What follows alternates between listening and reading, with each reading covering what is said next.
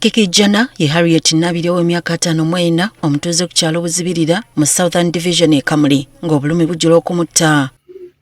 W'olabira bino nga yazimba ebbeere nga n'engoye tezikyamutuuka. Nabiri agamba ebbeere lyatandika mpolampola okumuluma bwe lityo ne ligenda nga lizimba okutuuka ku ssa lino. Kale mu lw'obulumi obw'eibeere obwo nga mbuulira ino ebimika ebabuukirira yadiina mbwe ebiseera ebisinga avaamu n'ekivondo ekimwewaza n'abantu okumuliraana. Yayiika amaadi okutoona amaadi nga buna kivondo era nga ne gano omuntu atuukuntuukirira naku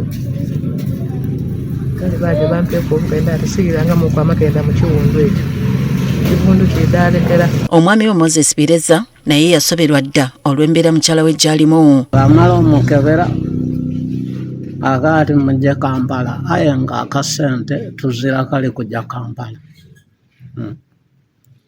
Kale twaba mu mbeera nga nzibu okufuna sente kuzibu bwegemagema bwegemegeme.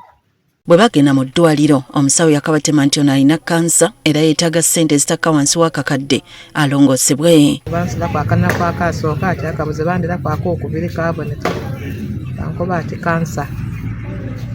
Kale awo n'asulungana nga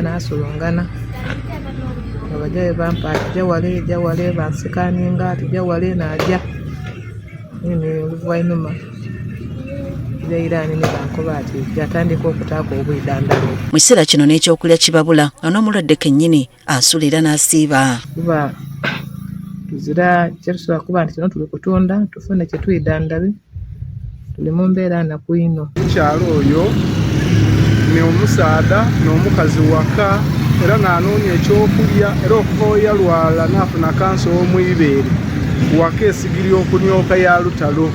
Kati basaba gwe alaba obadduukirire Nabiri alongoosebwe. Nga ndi kusaba obuyambi banambe bangemereku nfuna okutaasibwa obulamu bwange bwirewo.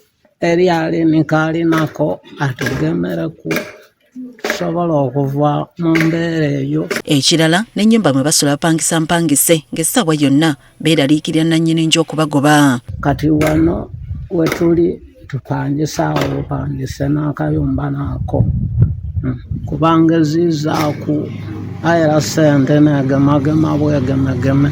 Nabiri takyasobola kukola kintu kyonna olw'obulumi bw'ayitamu.